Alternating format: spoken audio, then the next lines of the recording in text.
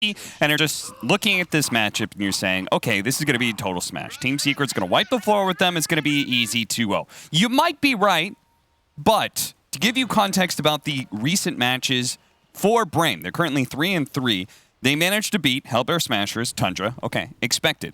As you said, they beat Alliance. Fantastic win there. They also, in their losses, took a game off of both Team Liquid and Team Nigma. Like, these guys are legitimate threats to some of the top-tier European teams, and they very well may be able to prove to be a threat against Team Secret, who has not been looking the absolute strongest. No, definitely. I gotta say, you know, next to Alliance, Brame have been the biggest surprise of this entire season.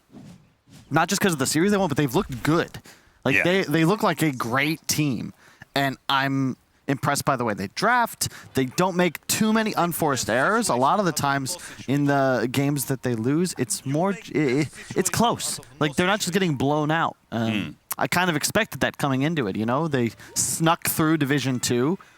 They look better in this Division 1 than they did last season. So I think the team house definitely helped out a lot. They're very a momentum-driven team, which is what you're going to get when Skylark's on the squad, or SSA Spartan, the Wisp. I mean, Skylark too, right? I feel like he's an offlaner who definitely excels. It's why his ET, I would say, looks so good, is because it is very much a momentum-based offlaner that can take over the game if it has a good start. And we see our mid lane matchup. That is going to be all important. Templar Assassin for Nisha versus Wish's Puck.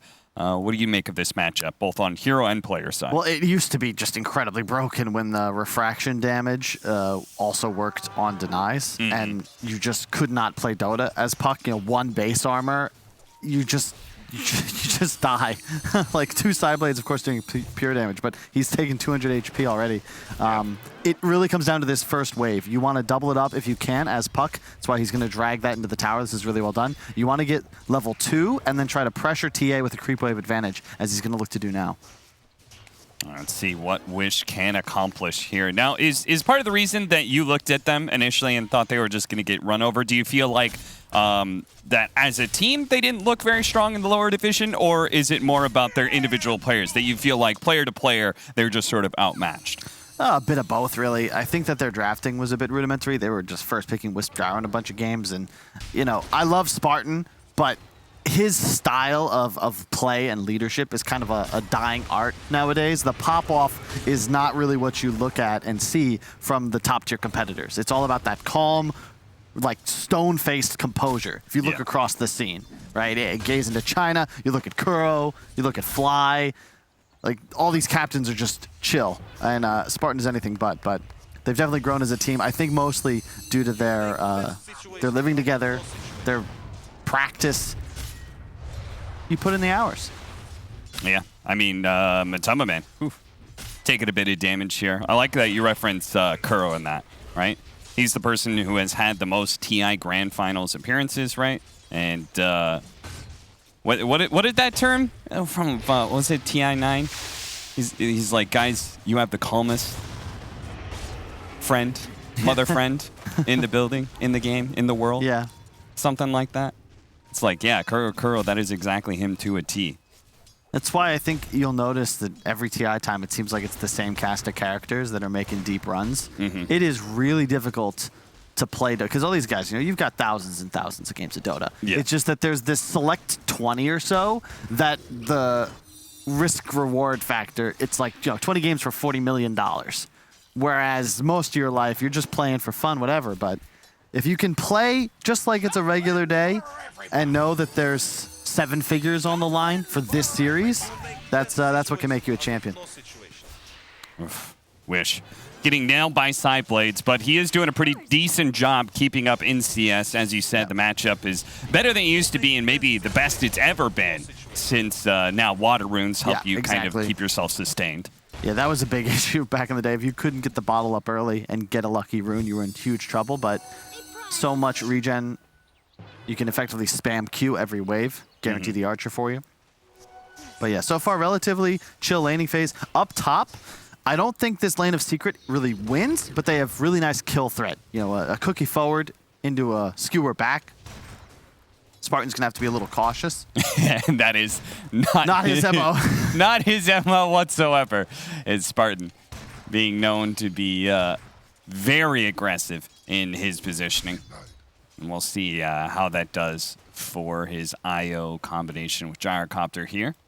Yapster is going to look to make sure that the pull is interrupted in some way. Spartan still managed to get it off, though. So hard to interrupt the easy camp pull nowadays. If you get one of the range camps like these Knolls. Oh, but dude, that Snapfire little shredder, it's just so much damage. Wisp going to -3 armor. They're tanking all the shots. I mean, like, Nisha is winning mid, but all the side lanes are doing very well. Skylark 19-2 against Matumba Man's 18-2, so they're definitely securing the Centaur a good lane. Gyrocopter's farming well. I think you're okay with that, though, if you're Secret. You know, realistically, Brame don't get Ancients, like, ever, until the Gyro is huge, right? Whereas Secret, you can start taking them as a TA the moment you have maxed out Refraction, plus they have the Empower Wraith King combination and a Wyvern to provide that ultimate BKB piercing team fight. So the single core of Brame is going to be tough. You know, we've talked a lot in the green room. A lot Fogged and BSJ both theorized Gyrocopter is not viable unless you have a bunch of heals. You've got that, but he's a lot of your damage output as well. So what? You look at these stacks, man. This is what was that golem? Wait, what? For some reason, he just went back to his home. He didn't want to get pulled. Not today. Oh, was that a nighttime bug, maybe? It might have been. He went back to sleep? Or like walked over to go to sleep? I don't know. You remember when the daytime-nighttime shift was not linked to the minute? And how much of a pain that was? Yeah. It'd be like 40 minutes in, and it's like an extra 30 seconds you have to wait. It was something like it would add on, right? No, it wasn't even a nighttime thing. It just That's weird. He de-aggroed for some very odd reason. A small indie company. But yeah, for some reason, it just got worse and worse and worse, right? Yeah. It was like 20 minutes, it was like off by 5 seconds, but by the time you got like 50 minutes in, it'd be like 30, 40 seconds off of nighttime for some reason. And Night Stalker was not viable, as we've got, I believe, a slight pause. We should be underway shortly. But yeah, I really like the Secret scaling. I think Brame are going to have to hit a tempo and then just on-map 24/7, because realistically with a Wisp, with a Pugna, with a Pug, like these heroes should never need to go back to base. And you are going to have to deny Secret their triangle. Otherwise, they're just going to farm everything with their TA Wraith King, and eventually you're going to get hit with an AoE spell combo and you're going to lose the game. So that is going to be one of the first, like, okay, the laning phase, go all fine, well and good, but one of the first moves of Brame is going to be whether or not they contest the TA stacks. As Secret does manage to find the first blood off a rotation from Yapzor. They catch Skylark Centaur farming and get the first blood. I like that. This is the benefit of Zai always going for this Q build. So what? Wait. His skeleton's aggroed off of the hero death. What's going on? And that was the closest thing they saw because they have a ward up there on the cliff. So they could see the neutrals. So naturally, the skeleton said that was the closest thing. Oh, he jukes the blast? I think Yapster's probably still dead. But he gets the gold. 28 gold for the ward. Efficiency, baby. Oh, skewer back. Wow. Almost getting the kill first. Zai, is he actually going to live? Oh, no way. That's insane. You make best situation out of I'm gonna copy his voice all game. So yeah, that's the thing. When Zai goes this Q build, see, he was level 5 when Yapzor rotated, so he's fine by himself. I didn't expect him to be that fine, but gotta be happy, and I think it's a dead bug now. Yeah, he's still dead. Wow, 2-shot. A TA trap lasting so long, and Nisha's done this a couple times now, taking the opposing easy camp away from the puck. Yep. Also a big fan of the early Blightstone. I see a lot of TAs not grabbing it immediately. It's more valuable than the Wraith Band, especially against all these low armor heroes. So glad to see him grab that early on. And already point meld. Might be a blink rush. Typically when we see early points meld, it's for blink purposes. Are you a bit surprised by that? No. Thought maybe they would just go more, just focus on farming on this TA. It is in a way a farming tool, though. Like, yeah, the Deso helps you clear stacks and maybe sneak a Roche, but Blink as a positional tool also gives you the ability to just farm faster, and more importantly, against heroes like Puck and Pugna, if you catch them with either Decrep or Orb on cooldown, they are dead in 2 hits. So, big fan. And it allows them to then play around this hero that can actually be active.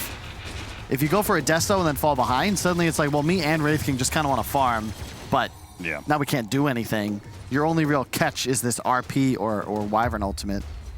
Now, Gyro, when it comes to ancient farming, won't be nearly as fast as the Templar Assassin, but he is quite good at farming these double camps. You could stack both of them up, so that is at least a small advantage he can get for himself. 3-1, not a whole lot happening in this laning phase. It seems like both teams are relatively content with farming, though it feels like Secret is getting better and better at the situation as time goes on. Mid lane matchup is being won harder and harder by this Templar Assassin, and he's clearing through the triangle at the same time. And it seems like Zai, they're allowed to be able to leave him alone now that he's got enough HP. Oh no, looks like we've got the Flashpoint server pack downloaded. Oh, I hope this doesn't cause issues. The rules say play on, Kyle. That's true. I'll contact an admin after the game. Admin ready. For those who don't know, we're referencing some drama in another game, CSGO. Some of them. I feel like esports, it's worth following other communities. Not because you care about the competitive results, but just for the drama and then the memes that are created from that drama. Yes, absolutely. The G comes out, so we will be underway. Oh, the RP skewer back into 2. The TP in from Matumba Man. See if they actually have enough damage to be able to bring down Spartan here. They're going to go for it. Need a couple hits. I'm sure they've got it. Focus is still in a bit of trouble here. He's going to go for a TP out before the next stun is available. Nice. You like how Matu was the one who unpaused? Immediately he's TPing in. Yeah. Got him. You may have paused the game, but Puppy comes up with a better strategy. Already a 2K Goldie for Secret. A lot of that is just Nisha, who is absolutely enormous. Found him. Hit the stomp, too.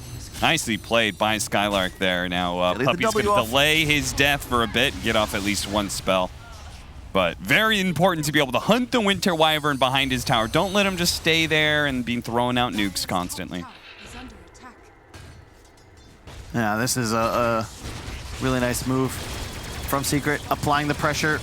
Moving Matsu towards top. Gyro actually getting in front of that skewer. Might just be able to net him the kill as the next round of Rocket Barrage is there into the trees. Zai hiding away, but he won't be able to hide for long. Focus sticks on top of him and gets a little bit of revenge. But at the same time, Secret, they're pressuring top and mid at the same time. Nisha claims the mid tower.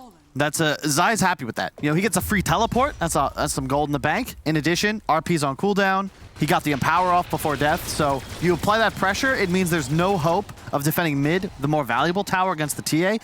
Have we seen this Gyro build before? The skipping ultimate? He's level 7 with no ult. Yeah. I mean, I've seen so many Gyrocopters use it even just to be able to farm. Yeah. I think it's a more efficient mana usage. I'm dead. Is he going is he going stats? Or more levels no in his stats. abilities? He says extra point in Q and then extra point flak, depending on your... Yeah, but it's 125 for the ulti in terms of mana cost for 350 damage if you hit all the missiles. Whereas the extra... Yeah, so a point nil, what is it? Q is 10, 220. I mean, on a mana per damage basis, it's better to have the ult, but you could argue that you're using Q anyway, only, so it's more mana efficient to have better Q? I don't know. We'll run the math. I'm sure, yeah. I'm sure it would be more mana efficient just to use Rocket Barrage if you could go without the ultimate, but... Yeah, we'll see. I mean, like Brian was saying, the Maelstrom will be the itemization. And this is a bit of a problem when you have a lineup that naturally wants to pressure the enemy team, but immediately after the laning phase is done, you're the one who's being pressured for all your towers because of Wraith King, because of the move that they made mid lane. Like, this is already setting off to a very bad start for Brame. And the big thing is that you can't do Ancients. And this new Ancients one, it's just so beneficial nowadays because the mid player, he's almost always running back to grab his rune every few minutes, so it's very time efficient to be stacking Ancients as well. I'm going to say something controversial here, Kyle. What's that? I think they need to bring the Prowler back. or something like it. My reasoning being is that I feel like doing ancient stacks is too easy. I would agree if it weren't that the heroes that I think best abuse it, notably Medusa and TA, don't care about the Prowler. Yes, I will agree. But I'm just saying ancients need to be able to have some sort of offensive threat. Like stacking them up to a billion range and then having, some of these heroes just battle for your heroes, clear through them, or, these troll TAs, Medusas, clearing them from a distance and stuff. Don't like it. Huh. Okay, so 9 in 108 games. So, 1 out of 12 gyros decides to skip ulti at level 7. Will it pay off? We shall find out. But yeah, I can see your point. Because right now it just feels like this whole gold advantage on the TA, yeah, he's got a lot more CS, 30 or so, but it's really just the ancient camp. And my concern is that it's basically just farm that cannot be taken by your allies. And in terms of gold on the map, especially if you have some sort of AoE, it is the most efficient damage per gold. Like your damage farming ancients is going to render you more gold than I believe anything other than level 30 plus catapult creep waves. Okay. Yeah. I will say that I feel minute bad. Minute 30 plus. Sorry. 30 plus. Okay. Yeah. I was about to say level 30. Oh, Yeah, what? no, it's because of the extra creep. It's something I wanted to do for a while, is like actually sit down and do the math on, when do creep waves start to become like more OP because the extra creep that gets added every once in a while. And then there's, I think, when's the double archer start? Is it 40? I can't remember. It gets updated every once in a while, but main point is then creep it becomes waves. super efficient to farm creep waves. Yeah. Yeah, that's why I think a lot of the mid heroes nowadays with the bots early, it's just almost, it's better than a Midas because later in the game you're just able to get those extra waves. You're always on map. Right. Although the thing about it is you don't get the benefit of the extra TPs that you get when you die. Didn't think about that. Yeah. But what if every time you died, because you have bots, you reinvested it? It's like a dividend. What if you just got 50 gold back? I think that's fair. That's kind of fair, right? Then again, we don't really need to buff bots too much. I always feel really bad whenever I'm playing a game and I look at my lineup because I play 4 position off lane, so most of the time I'm in the position to be able to stack. And if I look at my team and I don't see a hero that farms ancients, I feel terrible. Yeah. So what am I doing here? Like what?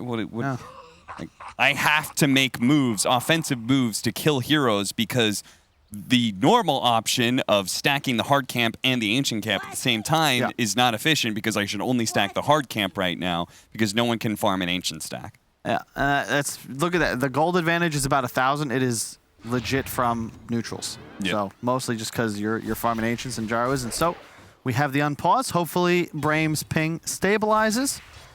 Okay, so Kyle, if farming ancients is so efficient and it's why Secret is up in net worth right now, why aren't we seeing more Templar Assassin, who's one of the most prominent ancient Give it some farmers? time. We will. Okay. It's been nerfed enough that people, I think, forgot about it a bit. It was somewhat solved, but it's coming back in a big way. And I actually like what Nisha had queued up. The Deso first into Dragonlance. Actually going to skip the blink. Okay. And you can make arguments, like I was explaining why blink could be nice. In this case, they're just going to play a more slower paced game. But Dragonlance is really nice as a TA after all the changes, specifically the talent, giving you that extra side blade range at level 10. You're hitting like a normal ranged hero. So you don't really need the blink for optimum positioning. Yeah, you combine that with the side blade change, right, where it doubles the range of what your normal range is. So if you guys haven't ever like tested it out, basically you can get like a ballista and like hurricane pike and those sort of things, and the range that the side blade can go is just bonkers. Let's see. I mean, Brame. Oh, hang on. We have a reload coming top. They're just in. They get the D ward. Yeah, they are really so in here pretty deep. Spartan going for the D wards. Winter's Curse to prevent him from reload. Whoa, he still got it off because of the Winter's Curse change that makes it, if you're solo, if you're isolated, it only lasts what is it, like 2.5 seconds or something? Yep, 2.5 seconds. So That's not on the tooltip. it's on the change log. So if you hover over it in one of those change Oh, logs. you're right. You're right. Yep, Yeah. it is. Okay, it's in the change log. Huh. But that's just so difficult, newer players. That's why you got to hold alt, everybody. The real information is It's always at the concealed bottom, in the yes. fine print. Yes, it is. And even then, it may not be in that print at all. Indeed. In which case, Google is your best friend. 2 towers. It's just one. Secret might be posturing for a fight here. They have the RP. They know there's no They do reload. not have Stampede either to be able to get him out of here. So when he is skewered back, he is particularly in trouble. Now he's going to be saved for a moment by Decrepify. Stominen.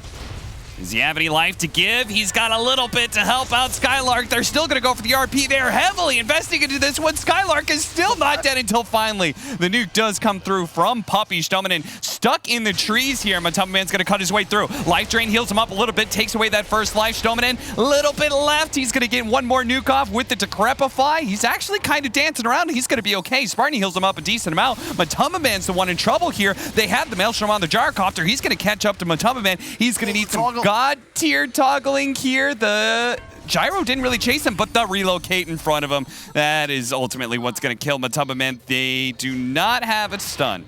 Yeah, well, do you notice there was someone missing from the action? It was Nisha, who was just farming the entire time. Took his Ancients, pushed mid-wave, took enemy Ancients, and so this is the playstyle, right? This is why he's skipping Blink. He's just farming. Nisha playing the hard carry here. Matu with the armlet build, more of a space maker, and realistically, with Empower and with an early armlet, you're just incredibly gold efficient.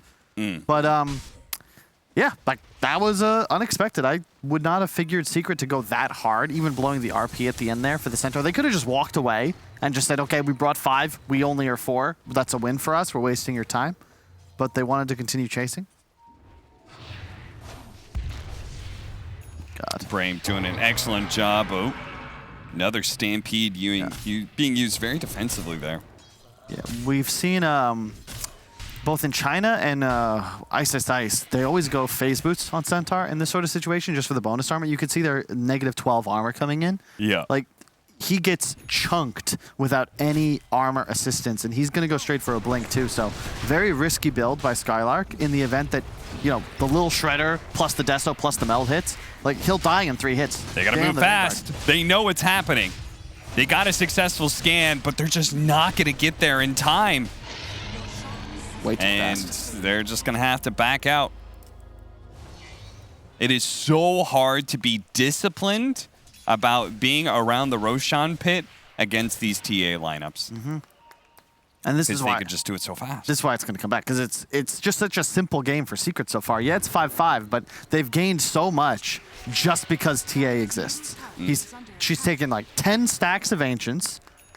Now it's a free Roche. So you're just gaining all these objectives without really ever even risking anything. So And they do have some TA answers, but that kind of ends the moment BKB is picked up, Indeed. right?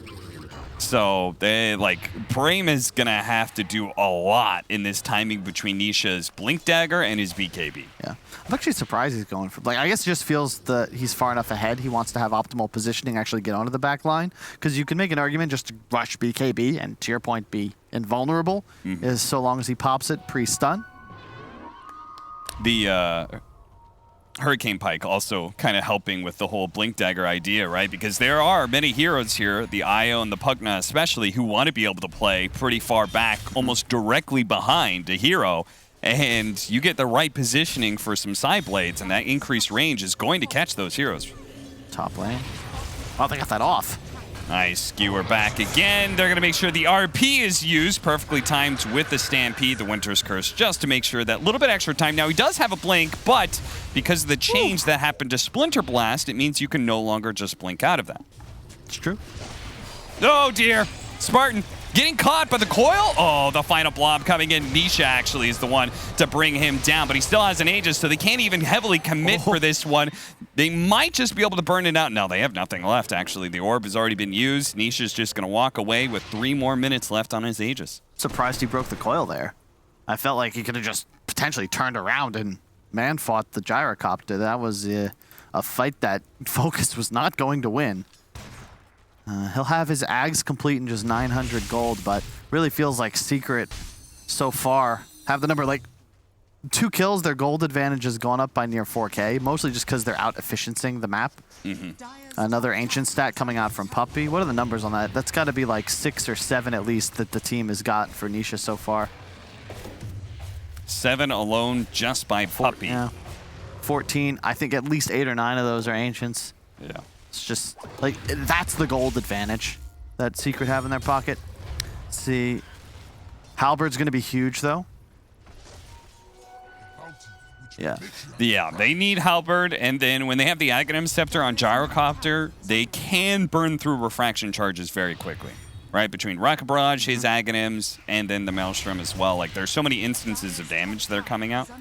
It becomes a really fun way to watch fights, because Brame, it's going to be keep Gyrocopter alive, and he runs forward and tries to kill everybody. And it's a question of whether or not Secret can deal enough damage. And right now, I'd say they certainly have plenty. I like the blink on Matu. He doesn't really need to be greedy in this game because he has a TA, he has Arma, he has Empower. So he's online. In many ways, Nisha is the true carry of this game, right? Maybe we go super late game. Matu has to kind of take over that role a bit more, but... Oh yeah, this is my favorite build too. Just Armlet AC, all in minus armor.